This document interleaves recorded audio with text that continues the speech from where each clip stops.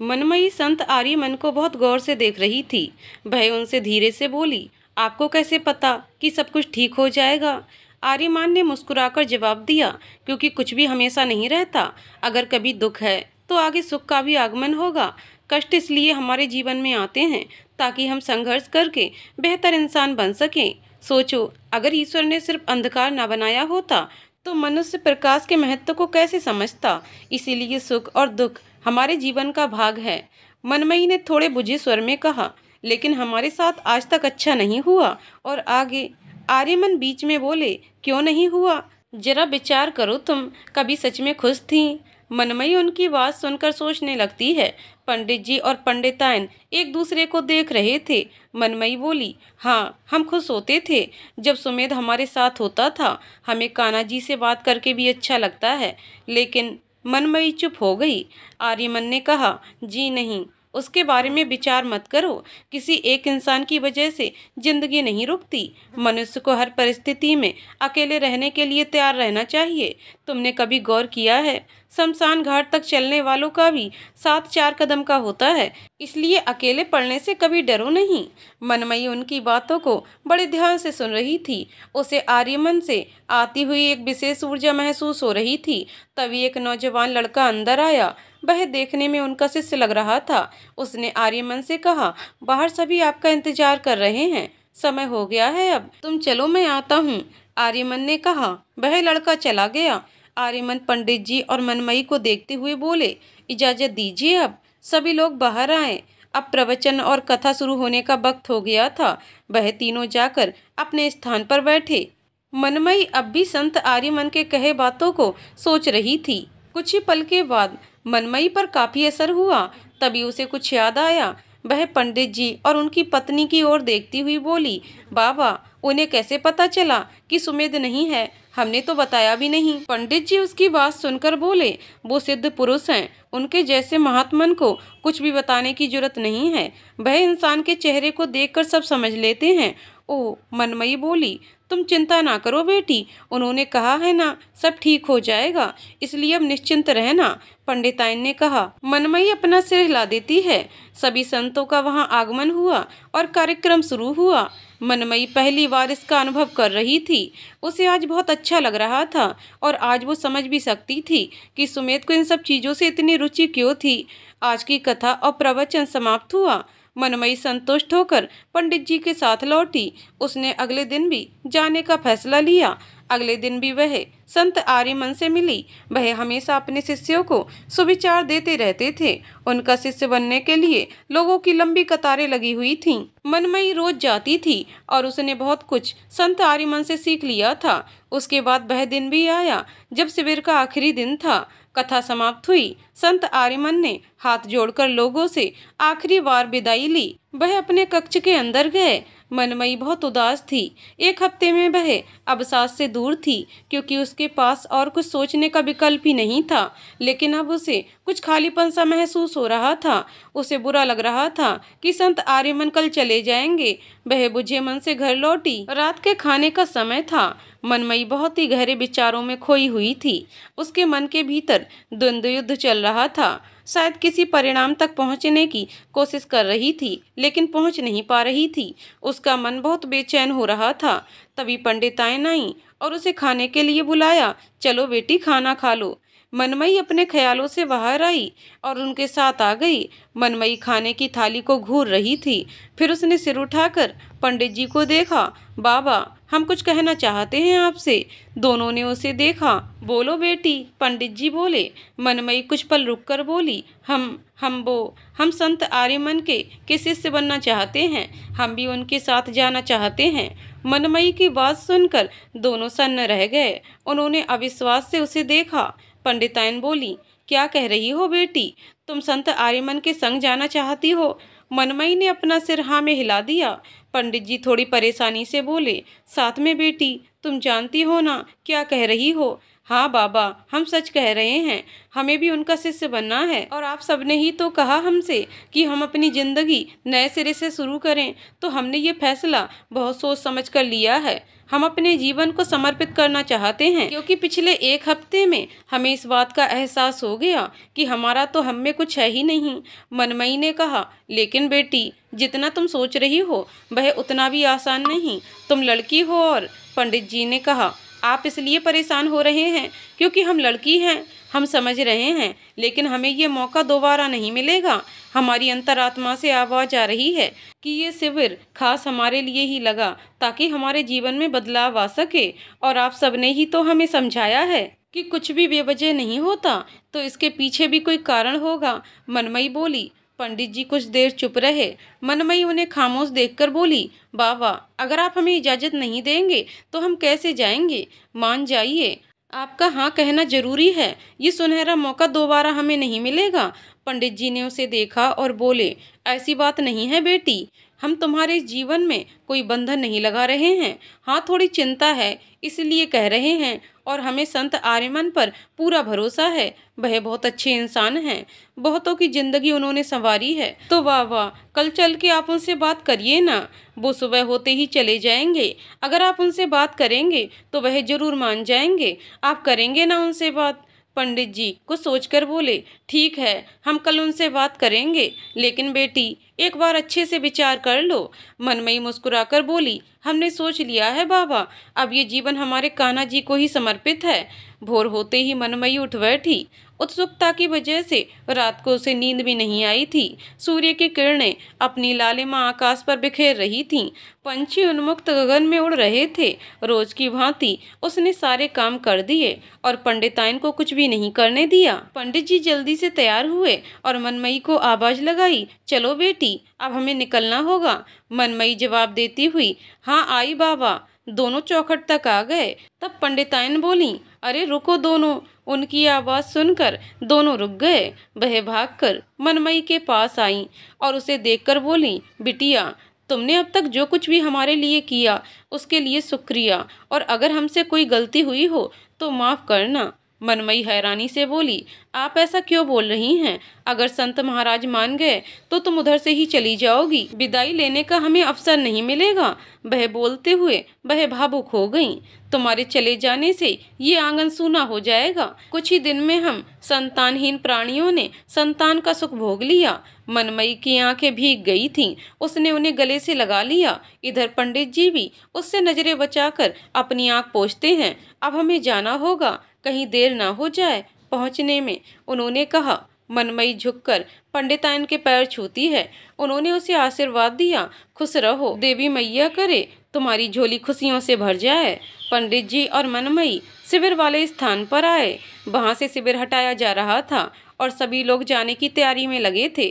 तभी पंडित जी ने एक लड़के को बुलाकर पूछा, सुनो, क्या गुरु आर्यमन जी हैं? उस लड़के ने कहा, हाँ, वह उस तरफ हैं, बस निकलने ही वाले हैं। दोनों लपक कर उस तरफ गए जहाँ संत आर्यमन जी थे। वह वहाँ के स्थानीय लोगों से हाथ जोड़कर विदा ले रहे थे।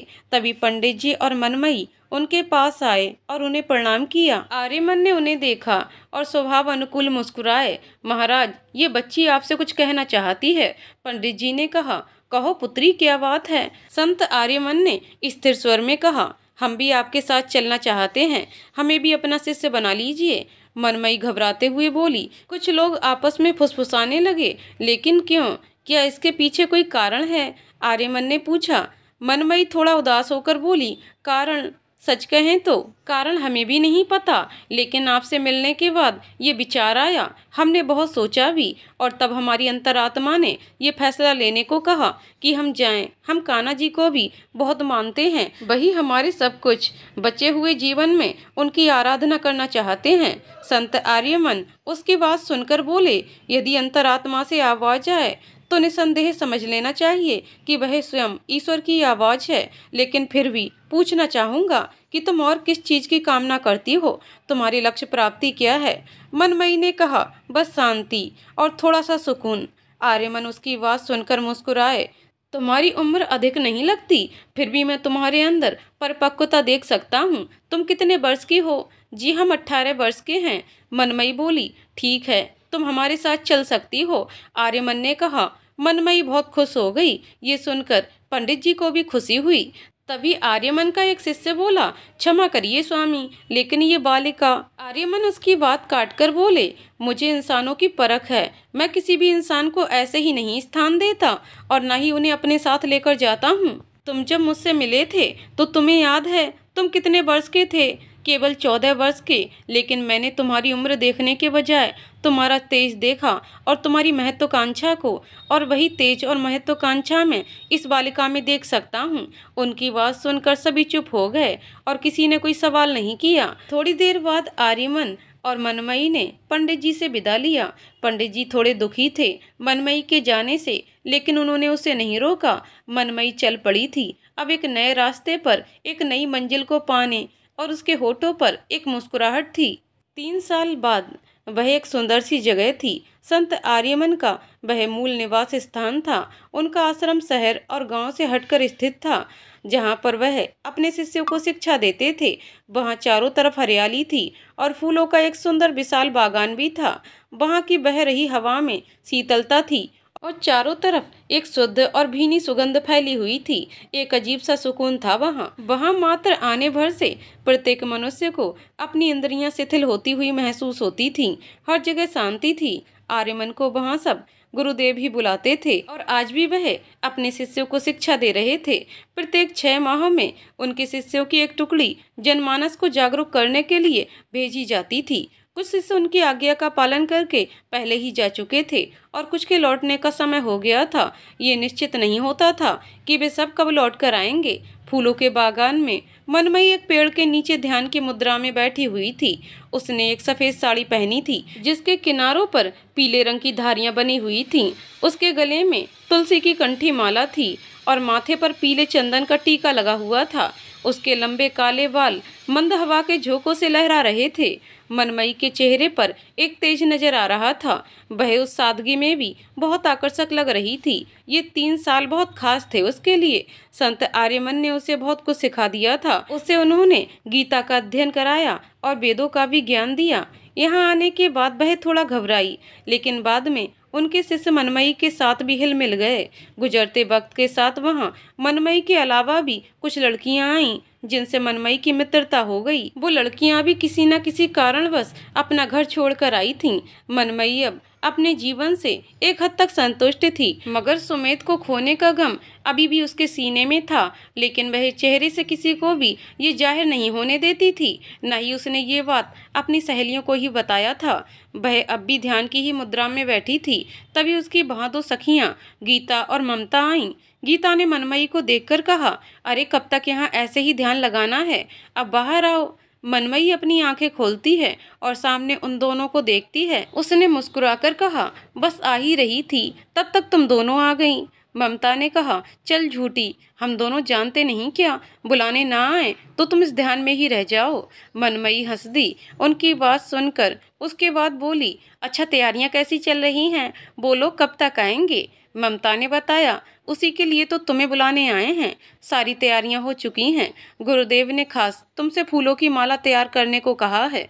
लगभग 2 घंटे में वो लोग यहाँ आ जाएंगे। ओह, यहाँ ताजे फूल हैं, उनके स्वागत के लिए इसी बागान से फूल चुन लेते हैं और 2 घंटे पर्याप्त हैं माला बनाने के लिए। मनमयी फूलों को देखती हुई बोली। गीता ने मनमयी का हाथ पकड़कर उठाते हुए कहा, पर्याप्त तो तब होंगे जब तुम यहाँ से उठोगी, चलो जल्दी, ध्यान तो बाद में भी हो जाएगा। तीनों नीचे हरी घास पर बैठकर माला गूंथ रही थीं और आपस में बातें भी कर रही थीं। आज वो प्रवीर केवल गुरुदेव की वजह से बच गया। अरे मैं मानती हूँ कि वह गुरुदेव का खास शिष्य है, लेकिन इसका मतलब ये तो नहीं वह हम पर अपनी हेकड़ी जमाएगा। ममता शिकायती लहजे में बोली।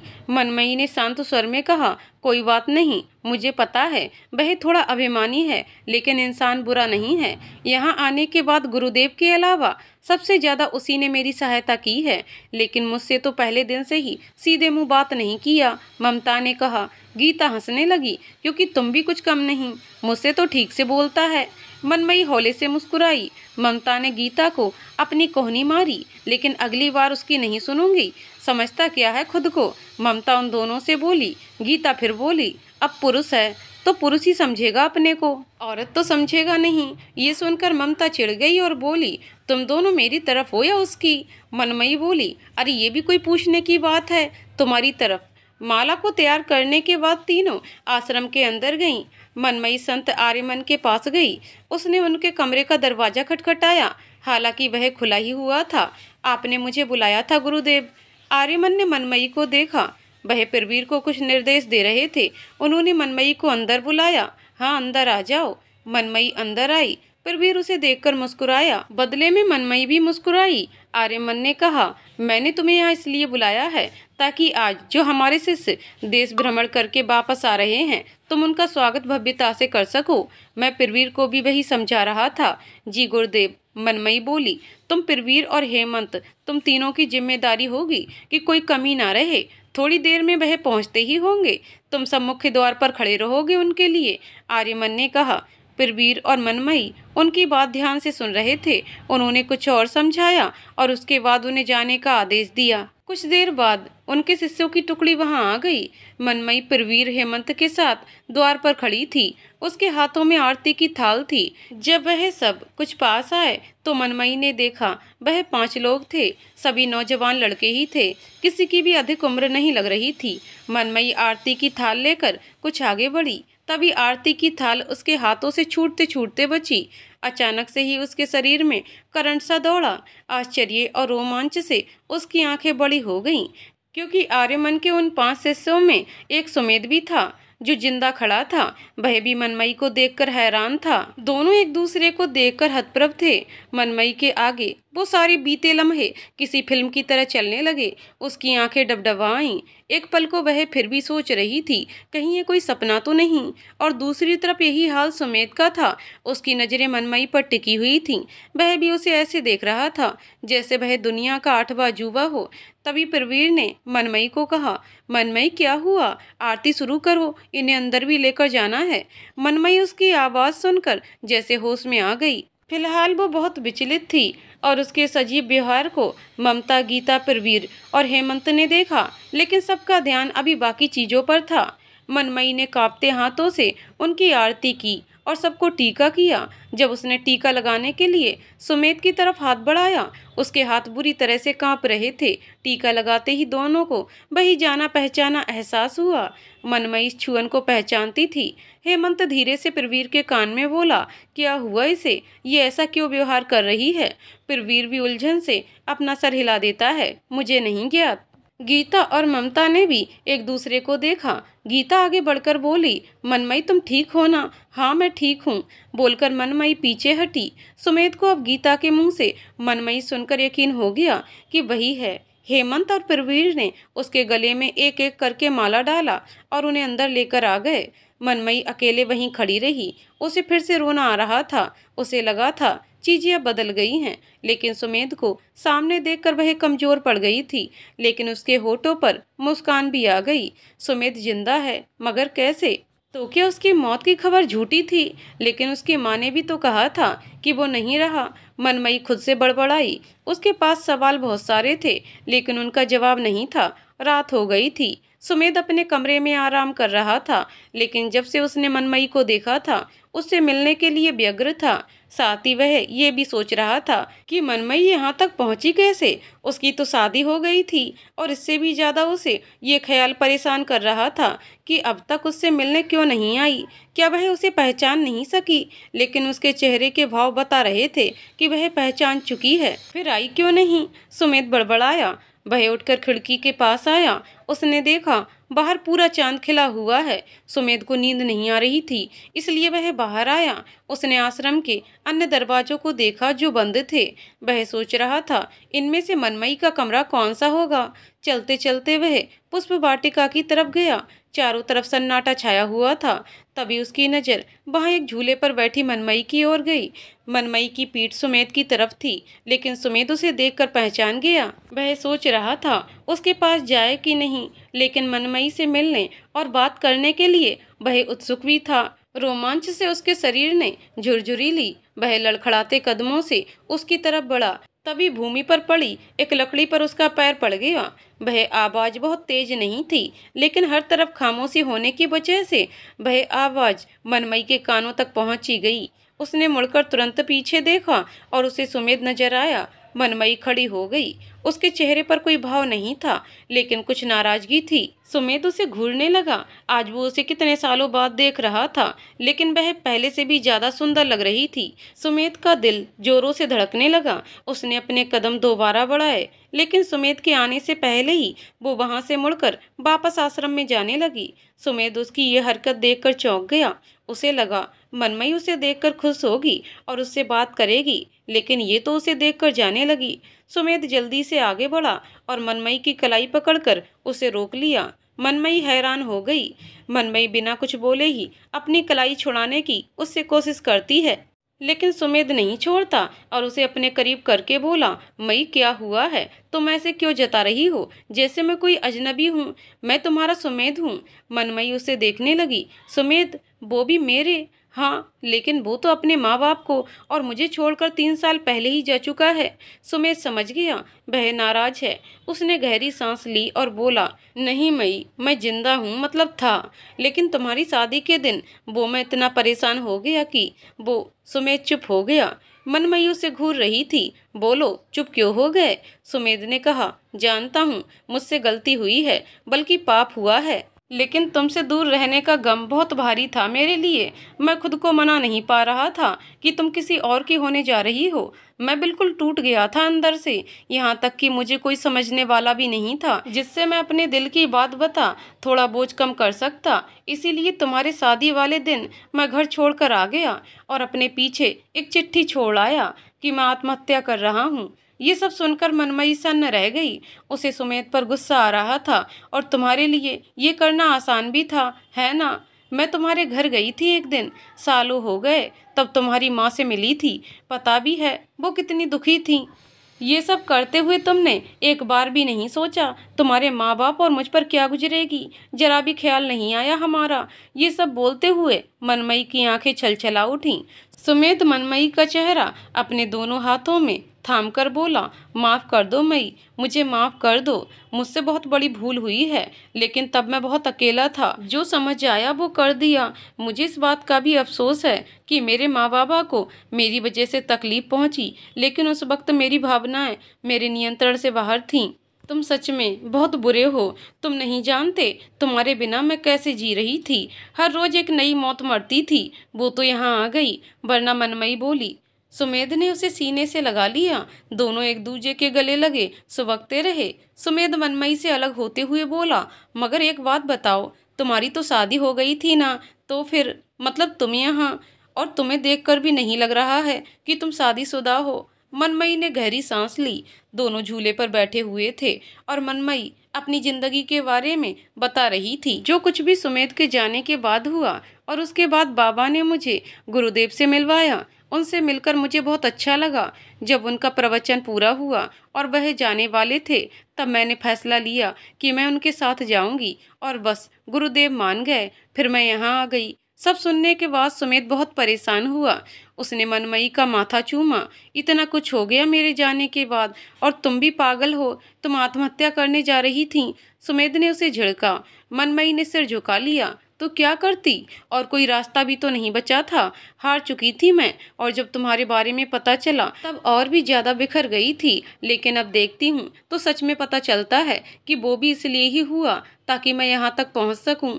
बाबा आकर सही समय पर मुझे ना रोकते तो। मनमई बोली। सुमेध ने कहा, छोड़ो वो सारी बातें, जरूरी ये है कि अब हम दोनों साथ हैं। सच कहूँ तो मेरे हृदय पर मेरा कोई अधिकार ही नहीं है।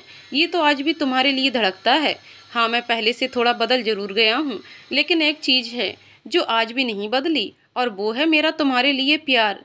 मनमई ने सुमेध का हाथ अपने हाथों में थाम लिया। मैं भी तुमसे बहुत प्रेम करती हूँ। तुम्हें जिंदा देखा तो बता भी नहीं सकती कितनी खुश हुई। सुमेध मुस्कुराया। कुछ पल बाद मनमई बोली, लेकिन सुमेध, अब तुम जानते हो ना, अब कुछ भी पहले जैसा नहीं हो सकता। मतलब हम यहाँ गुरुदेव की शरण में हैं और हम अपना गृहस्थ जीवन नहीं जी सकते। हमें अपना जीवन ब्रह्मचर्य, मतलब तुम समझ रहे हो ना? सुमेध ने मुस्कुराकर कहा। जानता हूँ मई, मैं तुम्हारे साथ अपना जीवन बिताने के लिए मैं शादी के बंधन में बंधना जरूरी नहीं समझता। तुम यहाँ हो ना, तुम्हें दूर से ही देखकर जी लूंगा, लेकिन हाँ, दिल से प्रेम करता रहूंगा, उसके लिए तुम मुझे नहीं रोकोगी? मनमयी ने खुश होकर जवाब दिया। बिल्कुल नहीं रोकूंगी, लेकिन तुम भी मुझे खुद को प्रेम करने का अधिकार दोगे ना? सब तो तुम्हारा ही है, मुझ में मेरा कुछ नहीं, सुमेध ने कहा। लेकिन इस बारे में किसी को पता नहीं चलना चाहिए यहाँ, मनमयी बोली। तुम चिंता ना करो, मैं इसका ध्यान रखूंगा, सुमेध बोला। और इसी के साथ एक वादा दो कि हम दोनों अपनी मर्यादाएं नहीं भूलेंगे, मनमयी बोली। सुमेध ने अपना हाथ बढ़ाकर कहा। वादा रहा। दोनों खिलखिला दिए। झूले पर बैठे दोनों सच में आकर्षक लग रहे थे। ऊपर से ये चांद और सितारों से भरा हुआ आसमान, सब कुछ मनमोहक था। दूर कहीं उस वाटिका में खड़े संत आर्यमन उन्हें देख रहे थे। उनके मुख पर गंभीरता थी, लेकिन कुछ देर के लिए उन्होंने ऊपर आसमान की तरफ देखा और अपनी आंखें बंद कीं। अचानक उनके चेहरे पर मुस्कान तैर गई। संत आर्यमन ने अपनी आंखें खोलते हैं उन्होंने एक नज़र सुमेध और मनमयी को देखा, जो सुमेध के कंधे से अपना सिर टिकाए हुए थी। उसके बाद वह अंदर अपने कक्ष की ओर बढ़ गए, लेकिन मुस्कान अभी भी उनके मुख पर थी। सुबह हो गई थी। सूर्य की किरणें अपनी छटा हर तरफ बिखेर रही थीं। उनकी लालिमा से फूल और भी बिखर कर खिले हुए थे। आश्रम में हर तरफ ताजगी का एहसास था। मनमयी पूजा करने के लिए पुष्प वाटिका में फूल लेने गई थी। उसके साथ गीता और ममता भी थीं। मनमयी फूलों को तोड़कर अपनी डोलची में डाले जा रही थी। साथ ही उसके अधरों पर मुस्कान थी। वह कल रात के अपने और सुमेध के बीच हुई मुलाकात और वार्तालाप के बारे में सोच रही थी। उसका ध्यान नहीं था कि ममता और गीता उसे देख रही थीं। ममता ने अपना गला साफ किया। क्या बात है मनमयी, तुम इतना मुस्कुरा क्यों रही हो? मनमयी उसकी आवाज़ सुनकर होश में आ गई। आना नहीं, उसकी बात सुनकर गीता बोली। लेकिन तुम्हें मुस्कुराते हुए मैंने भी देखा। क्या बात है, हमें नहीं बताओगी? मनमयी असहज हो उठी। अरे तुम दोनों भी क्या, बस ऐसे ही कुछ पुराना याद आ गया? ओह, फिर दोनों ने कुछ नहीं पूछा।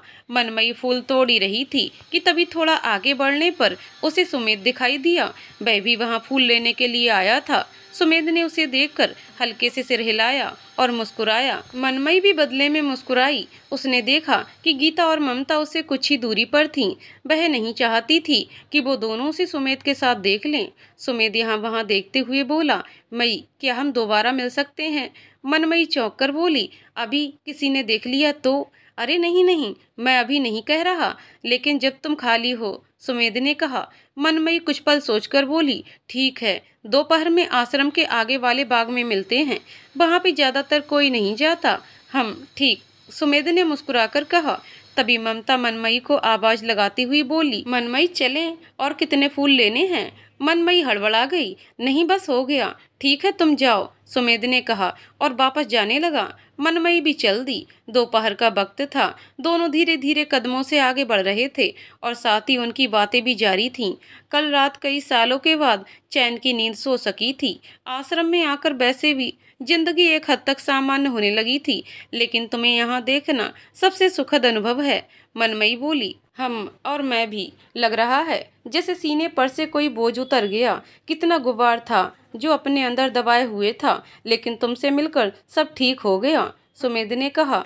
मनमयी उसे गौर से देखते हुए बोली, क्या वाकई सब ठीक हो गया या अभी भी कुछ बाकी है?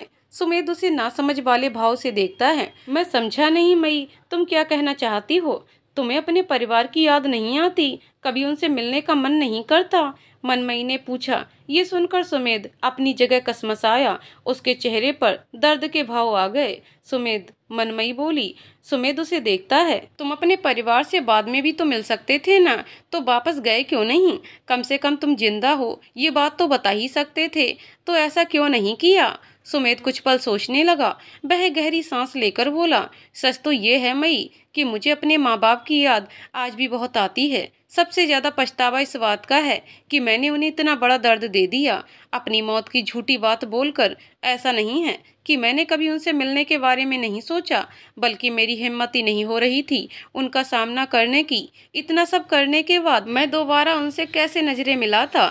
मनमयी सुमेध का चेहरा दोनों हथेलियों में थाम कर बोली, मैं समझ सकती हूँ, लेकिन तुम उनके सामने जाओगे ना तो वो सारे गिले शिकवे भूल जाएंगे। हाँ, थोड़ा सा नाराज जरूर होंगे, लेकिन उन्हें ये करने का पूरा हक है। लेकिन मैं फिर भी कैसे उनसे बात करूँगा, क्या कहूँगा, कैसे समझाऊंगा? सुमेध परेशानी से बोला, जो बात हुई है तुम वही बताना। तुम्हारे पास तो अपना परिवार है जो तुम्हें इतना प्यार करता है, फिर तुम क्यों उन्हें खुद से दूर करना चाहते हो? तुम्हारी माँ को तुम्हें देखकर कितना राहत मिलेगा, तुम इसकी कल्पना भी नहीं कर सकते हो। मनमयी बोली, मेरा भी बहुत मन है उन्हें देखने का, मगर। सुमेध मायूसी से बोला, तो चलो कल हम चलते हैं, मैं अपने बाबा से भी मिल लूंगी, मुझे उनकी बहुत याद आती है। मनमयी ने कहा, मगर ये इतना भी आसान नहीं मेरे लिए। सुमेध बोला। मनमयी थोड़े गुस्से से बोली, तो क्या जरूरत थी वो बेवकूफ़ी करने की? अगर ये सब नहीं किए होते तो आज अपने माँ बाप के साथ होते। हम, सही कहा तुमने, और साथ ही मेरी पत्नी भी होती, और क्या पता मेरे बच्चे भी। सुमेध परे देखता हुआ बोला। मनमयी असहज हो गई ये सुनकर। सुमेध उसके दोनों कंधों को पकड़कर बोला, घर छोड़ने की एक वजह ये भी थी कि मैं तुम्हारे सिवा किसी और से शादी नहीं करना चाहता था, लेकिन तुम्हें लगता है मेरे माँ बाप इसके लिए मानते? कैसे बताता उन्हें कि मेरे हृदय में सिर्फ तुम थी और सिर्फ तुम हो, और मैंने तुमसे कहा भी था कि तुम्हारा स्थान मैं कभी किसी को नहीं दे सकता। ये बोलते हुए सुमेध भावुक हो गया। मनमयी को याद आया जब उसकी शादी अचल से तय हुई थी, वह सुमेध को ये बताने के लिए मिली थी। तब सुमेध ने उसे समझाते हुए कहा था कि वह मनमयी के लिए जो उसके हृदय में स्थान है कभी किसी और को नहीं देगा। मनमयी सुमेध को गले लगाकर बोली, आज सच में लग रहा है कि कान्हा जी ने मुझे कितना पवित्र और अमूल्य प्रेम देने वाला इंसान दिया है। आज मैं तुम्हें पाकर अपने आप को सौभाग्यशाली मान रही हूँ। मनमयी की आंखें नम हो गईं। सुमेध मनमयी को अपनी बाजुओं में कसकर भरते हुए बोला, और मैं भी उतना ही सौभाग्यशाली हूँ तुम्हें अपने जीवन में पाकर। तुम तो मेरे लिए भाग्यवाली हो मेरी मनमयी। तो तय रहा, कल हम गुरुदेव की आज्ञा लेकर घर जाएंगे और फिर लौट कर आएंगे। मनमयी मुस्कुराते हुए बोली, ठीक है। सुमेध राजी हो गया और दोनों आश्रम की तरफ एक दूसरे का हाथ थामे चल दिए। मंद हवा के झोंके उसके बाल और साड़ी के पल्लू को लहरा रहे थे। मौसम में भी आज अपना ही उन्माद था। आज मनमयी को विश्वास हो गया था कि उसके कान्हा जी ने उसे सब लौटा दिया है। जो कुछ भी उससे छीना था उसके जीवन में सुमेध ही काफी था, जिसके लिए वह अभागन नहीं भाग्यवाली थी। दोस्तों, कहानी यहीं पर समाप्त होती है। तो दोस्तों, आपको कहानी कैसी लगी कमेंट करके जरूर बताइएगा। कहानी पसंद आई हो तो वीडियो को लाइक शेयर करें और चैनल को सब्सक्राइब करें। कहानी को पूरा सुनने के लिए बहुत बहुत धन्यवाद दोस्तों।